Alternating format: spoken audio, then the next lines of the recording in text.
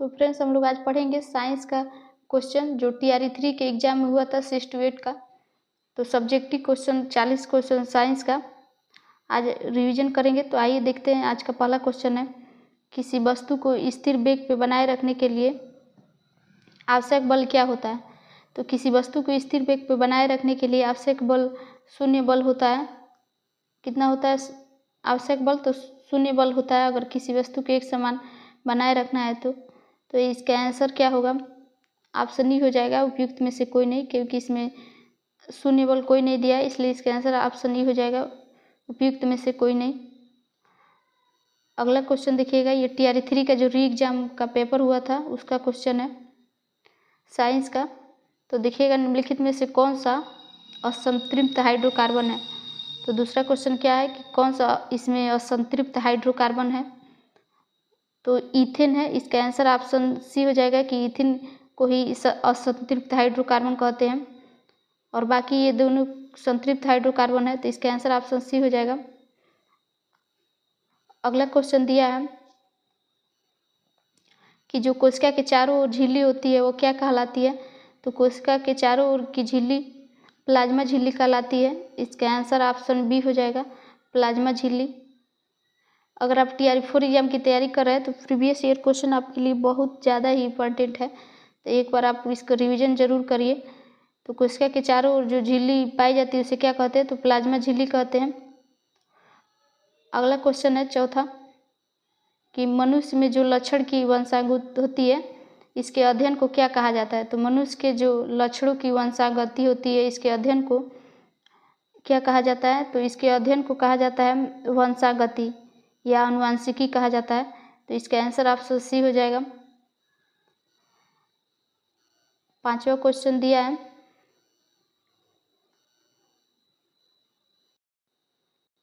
Question है कि एक कार में 4 घंटे में 200 किलोमीटर की दूरी तय करती है, तो इसकी औसत गति क्या होगी।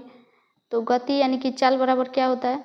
तो इसका फार्मूला होता है चाल बराबर दूरी बटा समय। तो दूरी बटा समय होता है, तो इसमें दूरी कितना दिया है, दूरी दिया है 200 किलोमीटर, और समय कितना है, तो समय 4 घंटा दिया है, तो इसको भाग लगाएंगे तो कितना होगा, 4 पचे 20 यानी कि 50 किलोमीटर आएगा, 50 किलोमीटर प्रति घंटा। तो इसका आंसर ऑप्शन सी हो जाएगा। देखिएगा 50 किलोमीटर प्रति घंटा। तो आप लोग याद कर लीजिएगा कि चाल बराबर क्या होता है, दूरी बटा समय। तो दूरी 200 किलोमीटर दिया है और समय कितना दिया है, 4 घंटा दिया है, तो इसको 200 बटा 4 करेंगे तो 50 आ जाएगा, इसका आंसर ऑप्शन सी हो जाएगा।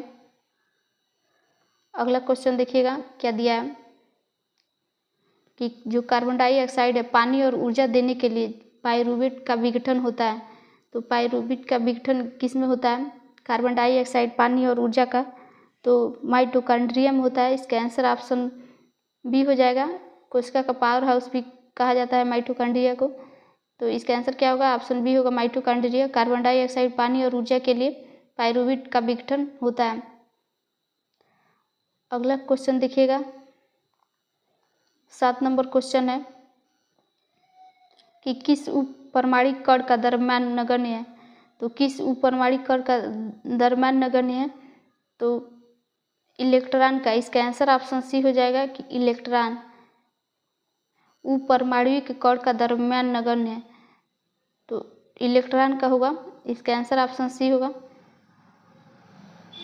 अगला क्वेश्चन दिया है कि निम्नलिखित में से किसकी ध्वनि की गति अधिकतम होती है। तो इस ऑप्शन में पानी दिया है, इस्पात और वायु, तो पूछा है इन तीनों में से ध्वनि की गति किसमें अधिकतम होती है। तो किसमें अधिकतम होती है, इस्पात में, इसका आंसर ऑप्शन बी हो जाएगा, यानी कि ठोस में सबसे ज़्यादा होती है, उसके बाद से द्रव में उससे कम होती है और गैस में उससे कम, तो इसका आंसर ऑप्शन बी हो जाएगा। सबसे ज़्यादा ठोस में होती है इस्पात, इसका आंसर ऑप्शन बी हो जाएगा। अगला क्वेश्चन है, तो 9 नंबर क्वेश्चन देखिएगा क्या दिया है, कि खाद्य पदार्थों के जो डिब्बे टीन से लेपित होते हैं जिंक से नहीं, क्योंकि। तो इसका आंसर क्या होगा कि खाद्य पदार्थों के डिब्बे टीन से क्यों ही लेप चढ़ाया जाता है, जो खाने वाली पैकेट होती है उनमें जो लेप होता है टिन से किया जाता है, जिंक से क्यों नहीं किया जाता है? तो क्यों नहीं किया जाता है? क्योंकि जिंक टिन की तुलना में अधिक प्रतिक्रियाशील होता है। तो इसका आंसर ऑप्शन बी हो जाएगा, जिंक टिन की तुलना में अधिक प्रतिक्रियाशील होता है, इसलिए जिंक से नहीं चढ़ाया जाता है, टिन से लेपन किया जाता है जो खाने के पैकेट होते हैं उस पर। तो इसका आंसर ऑप्शन बी हो जाएगा। अगला क्वेश्चन दिया है कि यदि दो वस्तुओं के बीच की दूरी दोगुनी कर दी जाए तो उनके बीच गुरुत्वाकर्षण बल का क्या होगा? तो दो वस्तुओं के बीच की दूरी अगर दोगुनी कर दी जाए तो उनके बीच की जो गुरुत्वाकर्षण बल होता है वह 1/4 हो जाएगा। तो इसका आंसर ऑप्शन ए हो जाएगा। इसका आंसर ऑप्शन ए हो जाएगा। अगला देखिएगा, अगला क्वेश्चन है कि निम्नलिखित में से कौन सी पर्यावरण अनुकूलन प्रथाएं हैं? तो जो पर्यावरण के लिए अनुकूलन प्रथाएं कौन कौन सी है? तो ऑप्शन में देखिए क्या दिया है, अनावश्यक लाइट और पंखे बंद कर दे। तो ये भी बात सही है कि अगर पर्यावरण को अनुकूलन करना है, ज़्यादा किसी भी चीज़ को नुकसान नहीं पहुँचे, इसलिए जो विद्युत होती है पानी से ही बनाया जाता है, तो पानी पर्यावरण का ही एक अंग है। तो इसलिए अगर ज़्यादा कम खर्च करेंगे तो पर्यावरण अनुकूलन रहेगा। तो इसका ये भी हो जाएगा कि अनुकूलन प्रथाएं हैं इसके लिए। ऑप्शन बी में कहा है कि आपकी माँ द्वारा अपने स्कूटर पर आपको स्कूल छोड़ने के बजाय पैदल स्कूल जाना, यानी कि जो पेट्रोल होता है वो कम जलेगा, जिससे प्रदूषण कम फैलेगा, तो पर्यावरण अनुकूलन रहेगा। तो इसलिए ये भी ऑप्शन सही है। खरीदारी करते समय सामान के लिए कपड़े का थैला साथ रखें, यानी कि प्लास्टिक का कम प्रयोग करें, जिससे पर्यावरण को नुकसान नहीं होगा। तो ये भी ऑप्शन सही हो जाएगा। तो इसका आंसर क्या होगा? इसका आंसर एक से अधिक हो जाएगा। ऑप्शन डी हो जाएगा, उपयुक्त में से एक से अधिक। पर्यावरण को संतुलन बनाने के लिए जो उपरोक्त कथन है वो तीनों सही है, तो इसलिए इसका आंसर ऑप्शन डी हो जाएगा। आगे देखिएगा अगला क्वेश्चन क्या कहा है। अगला क्वेश्चन है कि जो ब्यूटेनॉन होता है और कार्यात्मक समूह वाला 4 कार्बन यौगिक है वह कौन सा है?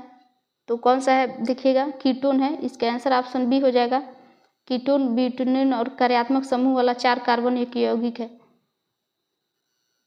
अगला क्वेश्चन है कि पौधों में जो विभाज्योतक ऊतक है उनका क्या कार्य है? तो जो विभाज्योतक ऊतक होते हैं उनका क्या कार्य होता है पौधों में? तो उनका कार्य होता है विकास करना। इसका आंसर ऑप्शन बी हो जाएगा कि जो विभाज्योतक होते हैं इनका पौधों में कार्य होता है विकास के लिए। इसका आंसर ऑप्शन बी हो जाएगा। तो फ्रेंड्स, हम लोग आगे के क्वेश्चन कल के लेक्चर में डिस्कस करेंगे।